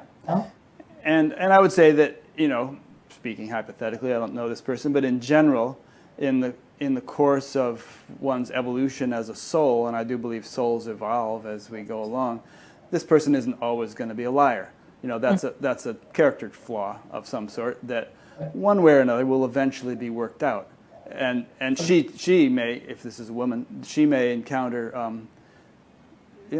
some slaps here and there as God or nature tries to correct that tendency in her. Possibly. Yeah. I mean, I'm glad you said that, because when I went to Black Nonbelievers this past weekend, there was a lady there who had a disability. And what she said was very interesting, because I'd never heard this before, is that she talks and possibly writes about disabilities in the Bible, and how every time you see someone with a disability, it's because they've been infected with a demon or something, or it needs to be cast out. Like being disabled is wrong. When what she says is that is totally not true. Being disabled is perfectly fine. We've just labeled it disability, like they're lacking something. But disabled people, they're not lacking a damn thing. They're really not. And to see that, like to really see that, is hard when you've seen it. When you feel like if somebody can't see, then they need operation so they can see. If they can't hear, they need those cochlear things or whatever, to be just like everybody else. So that's something very interesting to me that I'm really interested in finding out more about. Yeah. I don't know if I totally agree with that. I mean, if I were deaf and some operation could restore my hearing, I'd want to get it. Possibly. You know, if I break my leg, I want to have it set properly so I'm not, you know, limping for the rest of my life. The bone can be set in a certain way. So don't we do our best to sort of overcome handicaps if we can? And then what's that alcoholics pledge? You know, the ability to, you know, change the things you can change, not worry about the things you can't change, and the wisdom to know the difference. Yeah, but my question is though, like for individuals who are born with certain things, you know, is it a handicap? Right. I'm calling it a handicap because I'm comparing it to me and saying I can do this and you can't. So you're handicapped in some kind of way. Yeah. You know. So my question is just, is that really what that is? Is it a handicap for real? Yeah. I mean, we're all handicapped. You know, in compared to somebody else who has greater abilities in this or the other, that or the other way than we do, we're all handicapped. So we are who we are, and we're just kind of going along doing the best we can. Yep. Yeah. Mm-hmm. And again, we're evolving. I really think that. I mean, there's some kind of paths or traditions that dismiss that notion. They just say, well, you know, you're enlightened or you're not, and you are what you are, and so on. But as I see it, there's a sort of an evolutionary tendency in the whole universe, and all beings are kind of not only evolving biologically through various species, perhaps, but evolving as souls into greater and fuller expressions of the divine. Yep. You can tell that I kind of interject a lot of my own philosophies and opinions into these interviews. That's fine. Yeah, some people hate it, some people like it, and it is what it is because I can't help it because I'm just me, like you're just saying. Yeah, it's my handicap. It's your handicap. You'll evolve from that, Rick, so just give it time. The devil made me do it. So what about responsibility? So with responsibility, that's about, like I was saying, I as a Christian, a believer, I am not responsible for anything. You know, it's either God or the devil. You know, God did something good or the devil did something bad, or God allowed the devil to do something so that I would fall into this hole to teach me a lesson. I mean, there is no responsibility at all, ever, for anything. That's the way you used to see it. Oh, yeah. Huh. Oh, yeah. So, but then how could you feel so guilty and stuff if you weren't responsible? I don't know. The guilt was just, the guilt was there before I could walk almost. I mean, the guilt was just there. It was just constantly there. There was no reason for the guilt. It was just there, you know? Mm-hmm. And I guess the fact that God and the devil and my enemies were there around me, I could try to get rid of it, you know, by blaming them or something like that. Like, I shouldn't feel bad about this because it's for whatever. But yeah, I don't know where that guilt came from. I really don't. And that's a good question, because responsibility, I didn't want to be responsible for anything. You know, I wanted to be blameless. Yeah. You know, for anything, right? So with this seeing, that was really hard to let go of, because the belief is like a buffer. Mm-hmm. You know, it really is like a buffer. And with that buffer gone, man, everything is just raw and there, you know, and that hurts. That's real. It hurts. It hurts to feel pain and not be able to just give it to somebody. Like all this stuff that was happening when I was going through my divorce, all of the feelings I was having, man, it was so hard to not just give that to him and say, it's your fault. You know, this is why I feel this way. To give it to Jesus or to your... No, to my husband. To your ex-husband, okay. Yes. In other words, you had to take responsibility for it. I had to hold that pain close to me and just be with it. Yeah. I didn't want to do that. I mean, that, you know, it was tough. It got easier, of course. Mm-hmm. You know, it did get a lot easier, but it's hard to do. You know, I don't want it. So is your orientation to life now that you pretty much take responsibility for everything that in your life and everything that happens to you? I let me see, I take responsibility while I see what's going on in life. So it's not like I say something happens, like you hit me with your car. Right, It's not whiplash just your gonna be neck like or that something. was, don't worry about it, Rick. Yeah. You don't no, you're gonna pay for my car. But I see that, if I feel some kind of way about that, if I'm angry at you and all this other kind, then I'm doing that. All you did was hit my car. That's the end of the story, and all that other stuff is going to happen. But anything that causes me to suffer for that, if 2 weeks later I'm still thinking about it, well, you should have paid me more for that, or he didn't have to do anything, or, why was he? That's on me. You don't have anything to do with that. Yeah. My car, that was it, done. Yeah. So in other words, you don't spin big stories out of things. No, I mean, it's too time consuming. I got other things I need to do. Yeah. I was driving along with a friend a couple of weeks ago and on the highway, and some car pulled out right in front of us, and I hit the brakes and didn't hit him. And my friend was like, oh, okay, love, forgiveness, And we drove along for a little while, and I said, you know what my reaction to that car was? And I wasn't saying this to brag. It was my reaction. I said, well, hit the brakes, keep driving. Yeah. And like, there's a Zen story where two Zen monks are walking along, an older monk and a younger monk, and they come to a stream, and there's this pretty young girl standing at the stream, and she can't get across, right? Mm-hmm. And so the older monk picks up the pretty young girl and carries her across the stream and puts her down so she can be on her way, and they keep walking. And a couple hours goes by, and the young monk has been very silent, and finally says, I can't stand it anymore. I just have to say this to you. We're monks. We're not supposed to touch women. Why did you pick up that girl and carry her across the stream? And the older monk says, oh, are you still carrying her? I put her down a few hours ago. Yeah, exactly. Right. Yeah, that's exactly it. Whatever I'm still carrying, that's on me. Yeah. And I can't blame that on anybody. Yeah, good. All right, so that's responsibility. Mm-hmm. What was the other? Belief. We've already talked a lot about belief. Yeah, we talked a lot about belief. How about perfection? Perfection. So the Bible says, what does it say? Be therefore perfect. Yeah, as your Father in heaven is perfect. So yeah. We see that. Let me speak for myself. Mm-hmm. I saw that. I was taught to see that as a race to the finish line. Mm-hmm. I'm not perfect yet. Oh, I'm hitting the mic. But I'm going to get there. Right. So I got to do all this stuff to get to perfection, right?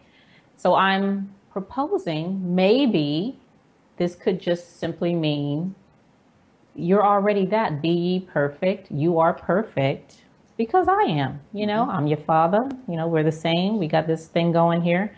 I'm perfect. And you are already, you're already at the finish line. Yeah. So anything you're doing has nothing to do with the finish line because you're already there. And you would apply that universally? Yes.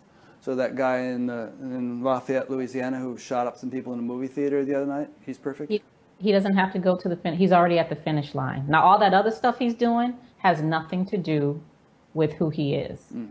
Okay. It may have something to do with what he sees, like what he understands, how he's seeing himself, but that's got nothing to do with the reality of who he is.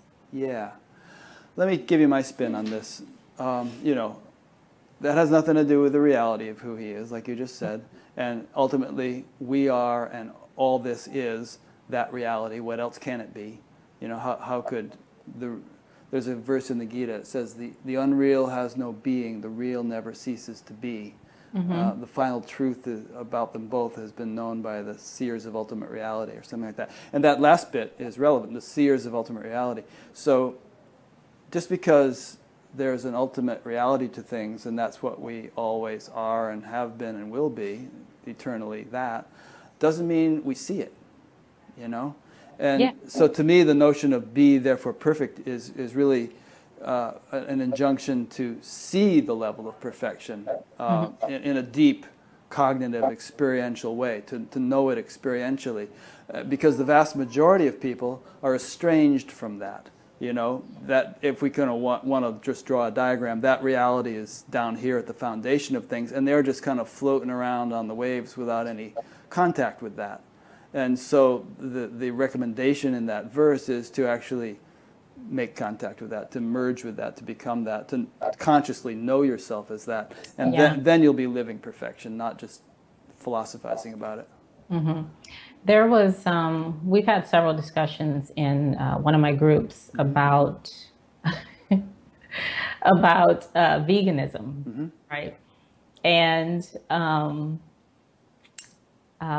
they're very interesting. And I'm not a vegan, but I joined a vegan group, right? Just because I want to see, like, I really want to see perspectives that are in contravention to mine, so I'm in Christian groups. I mean, all this stuff, because I'm just looking at the conversations and just following them, seeing how they think. I think that's a really cool trait about you, that you just want to expose yourself to other perspectives. I absolutely do. So, so there's, lots of discussion around that.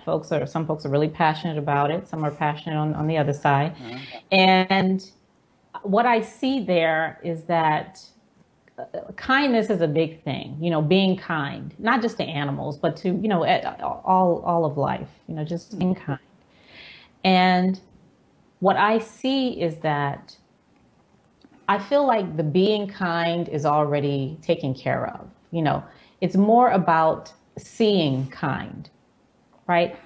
My vision is obscured, right? So I'm not seeing what's there. I'm really not seeing what's there. So it's working on that. And I can only see kindness from, as I said before, from this realization, because that's really what takes the veils off my eyes, and the more that I can see kind, okay, then the being kind, which is already there, I feel, just is able to be more exposed, I guess, So the more I can see it, the more it can be. Does that make any sense at all? It makes total sense. I know what you're saying.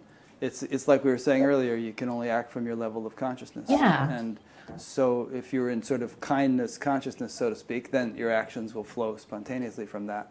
Yeah. And there's some wiggle room in that. I mean, I know people who are very kind and ethical and enlightened, who still eat meat and stuff, and that really freaks some people out. And they think, well, how can they do that? They're not walking their talk. And I don't know. I can't really speak to that, but I try not to judge it. And hey, I ate chicken and fish once after decades of vegetarianism, and I get flack for that from people, because I mentioned it before, and people say, "Well, you're not really there yet, Rick." But you're not there yet. Yeah, I don't know. It's like you have to you can intellectualize and talk and discuss about all this stuff, and at a certain point you just have to give people some latitude and not judge them. Yeah, gotta give them latitude. Yeah. Besides which, I mean, this is a bit of a tangent, but there are people who, in health advocates and so on, who say that if in your whole life and also generationally going back for hundreds of years, there has been meat consumption. It could be really bad for your health to just quit cold turkey and try to adopt a completely different diet for which you're not naturally constituted. Yeah, could be. Yeah. All right. Well, we talked about perfection. A few more little tidbits here.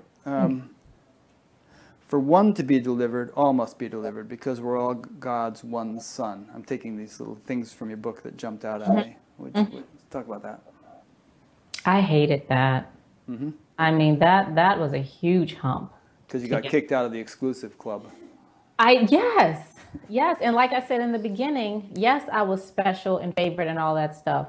But that was made even sweeter because I had enemies who were going to burn in hell forever. Right. And I loved that. They're vindictive. Yeah, so there's a documentary called Waiting for Armageddon. And I posted this once in my group, but looking at, I watched that documentary like 8 times, no lie.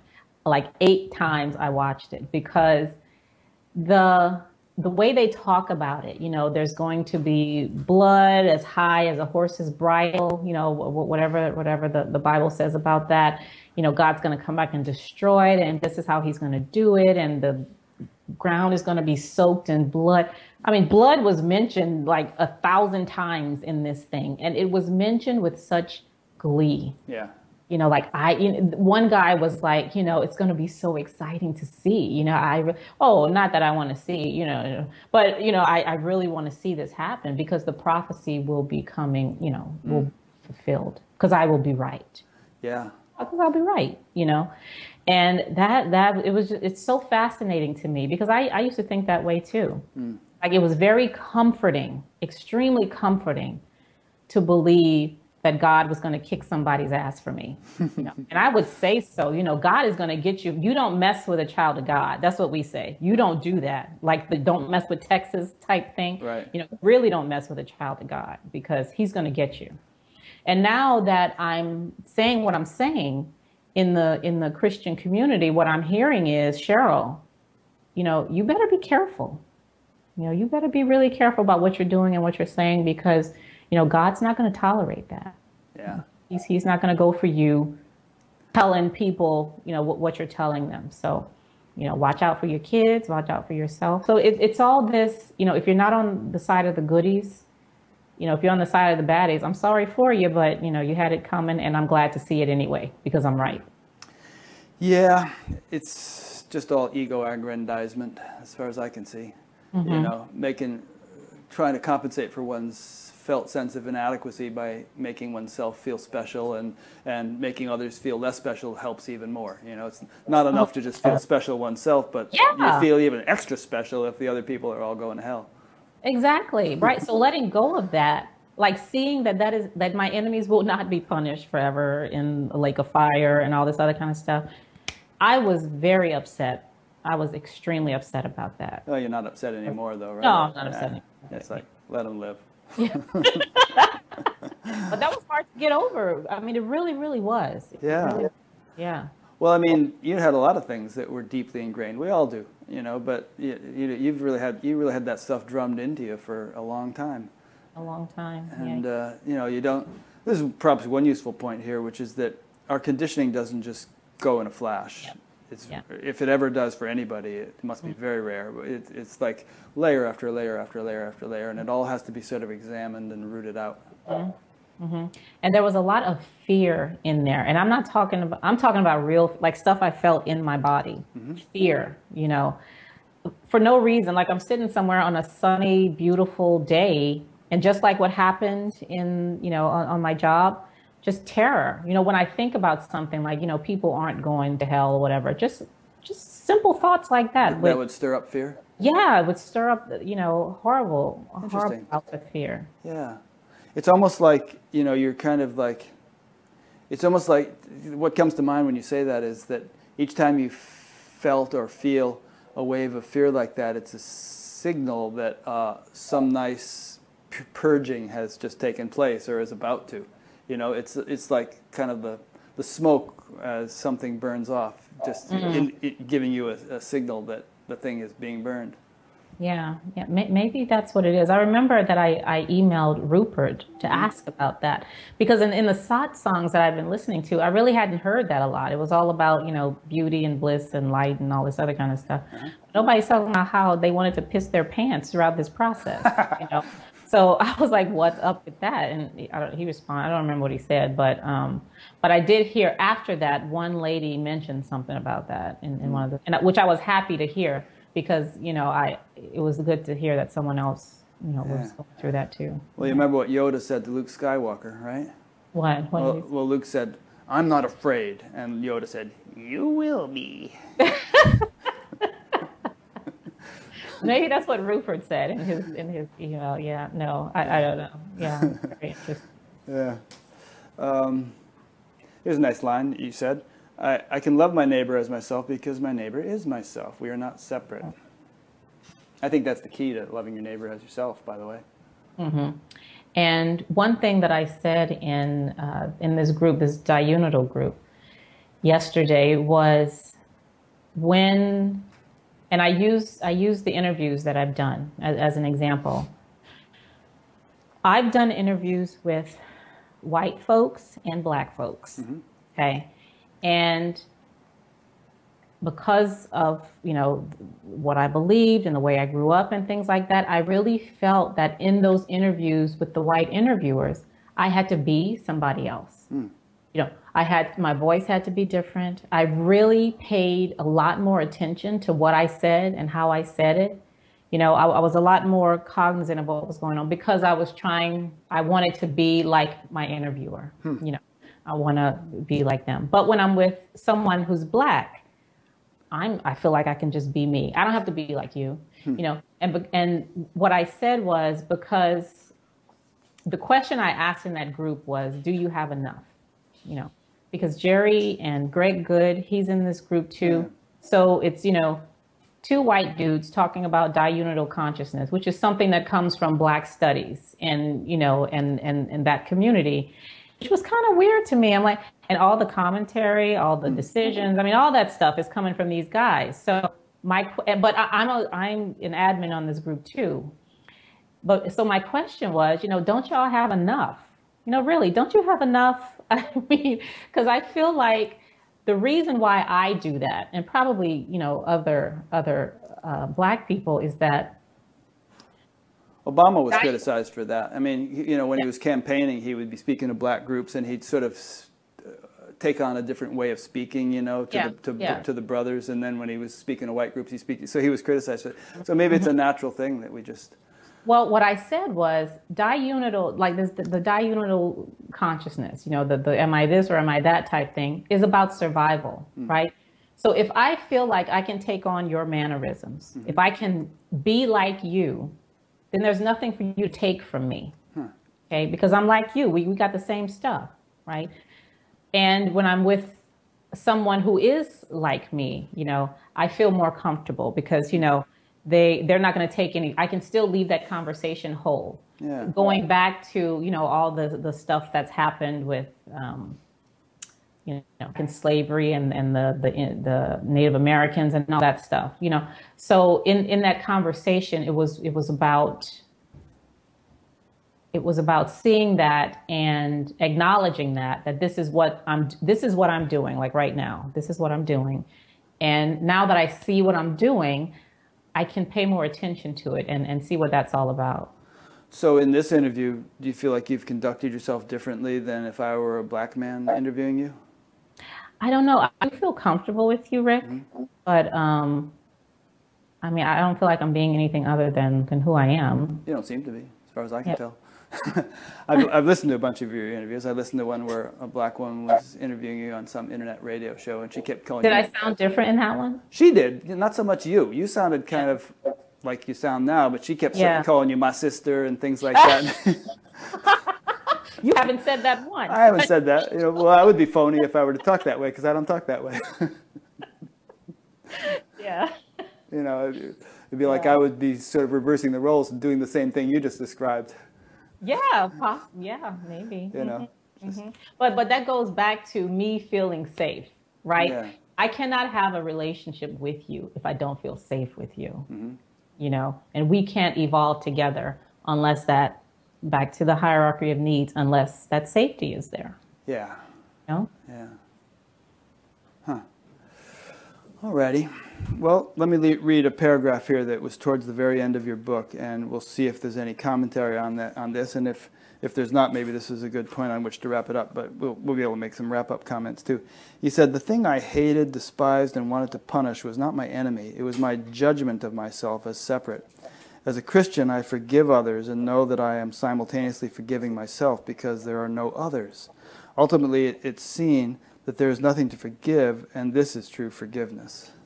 You want to comment on that at all?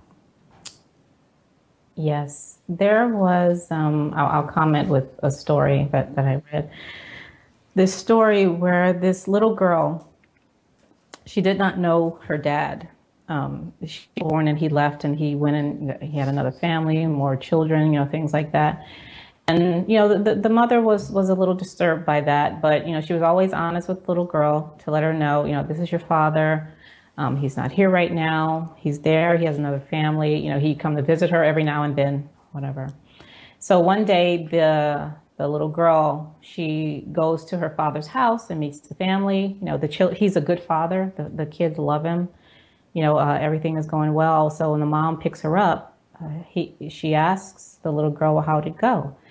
And she said, well, Mom, you know, I'm very happy to see that, you know, that he's a really great dad, you know, and they really love him. And, you know, the little girl had no animosity or anything like that. You know, she was just very happy to see that her dad was finally able to be a dad, you know, the way he should have been.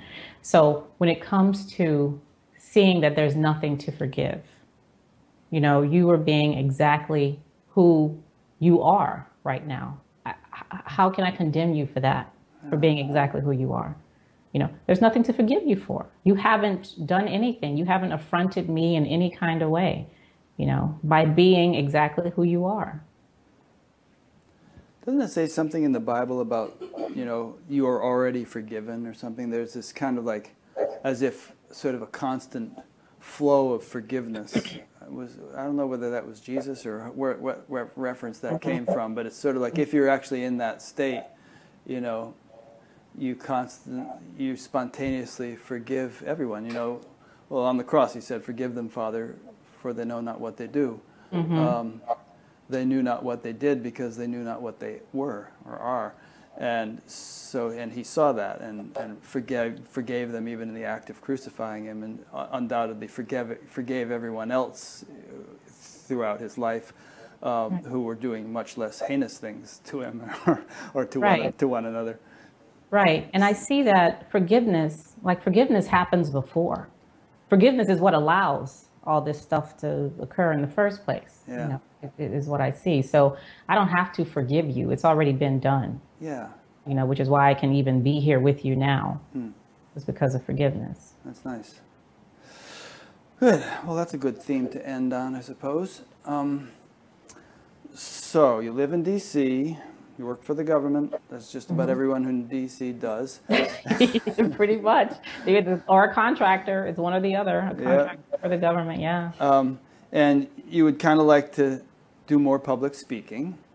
Yes. So if people are hearing this interview, wherever they may be, and would like you to speak, they can get in touch with you through their website, through your website. Through my website. Which I'll be linking to. And it's just CherylAbram.com, right?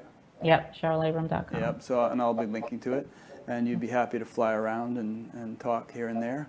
Oh, more than happy, yeah. Yeah. Definitely. You know, maybe you could come to the Science and Non-Duality Conference sometime. I think you'd find it fun, and you'd have a good time sort of meeting Rupert and all these people in person. And, yeah, that would be really cool. Yeah, you could speak at it. Probably not this year because they've already, you know, not taking more speakers, but next year you could do that. Be great. Is there anything else you'd like to sort of tell people about, you know, I mean, do you sort of have individual Skype chats with people or anything like that? Probably don't have a heck of a lot of time, but. No, yeah, I haven't done that in the past. And, you know, I work full time. I have 4 kids. So. Yeah, you're busy. Yeah, so, well, you know, I could squeeze 1 or 2 people in. Yeah, if they want to email you about something. Yeah, like in the evenings after the kids go to bed or something. Yeah. You know. Okay, good. Well, thanks. Really enjoyed this conversation. I did too. I really did. Thank you. Yeah, I knew it would go well because you're just so articulate and clear, and the things I've seen online. You just, and it's really cool that you just have a kind of a voracious appetite for understanding this stuff better and exposing yourself to new perspectives and all. I think that will serve you well throughout your life. It's, you know, it's always so good to kind of enrich one's frame of reference, to enrich oneself by kind of, you know, looking at things in fresh ways. That I remember, speaking of Obama again, I remember someone asked him whether he watched some particular news show or something. He said, "No, I don't watch that because I'm not going to learn anything new on that. You know, I always want to spend my time doing something that's going to teach me something new." Yeah, I've always loved school, love learning new things, and I'm on the path that I really wanted to be on in terms of I love speaking and I love writing. I love doing all that stuff. But I knew I was going to write a book. I just thought it was going to be like a erotic romance novel. Maybe we'll get to that one. Totally no. This is not erotic at all. So, well, it could be. I don't know. But yeah, I mean, this is really great. I mean, I'm really enjoying this. Yeah, life is fun, isn't it? Yeah. Yeah.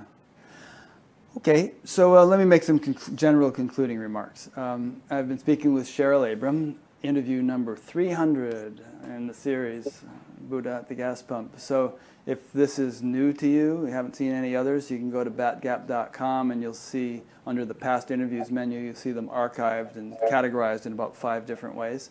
Under the future interviews menu, you'll see what's upcoming. There's a place to sign up to be notified by email each time a new interview is posted, if you'd like to be notified. We finally got the podcast fixed. I've been saying for months that the podcast is broken. It's finally fixed.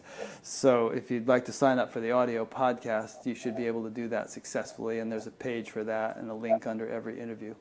And there's the donate button. I didn't mention that in the beginning, but I wouldn't be able to do this anywhere near as much as I'm doing it if people hadn't been donating all these years. So if you really appreciate the show and feel like helping to support it, any donation, large or small, one time or ongoing, is appreciated. And there are both those options there on the button. So thanks for listening or watching, and we'll see you next week. As Cheryl mentioned, Robert Rabin that's how he pronounces it, right? Is my guest for next week. And now I'm going to spend the next week plunging in and learning all about Robert Rabin, because I don't know much about him yet. He's amazing. He's hot too, so, that'd be great. I mean, hot in the sense of good looking? Yes. Oh, well, I don't know if that'll appeal to me too much. But whatever, to each his own,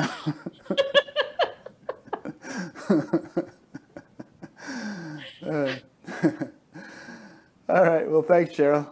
Okay. Thank you, Rick. I really enjoyed it. Yeah. Talk to you later. Okay. Bye.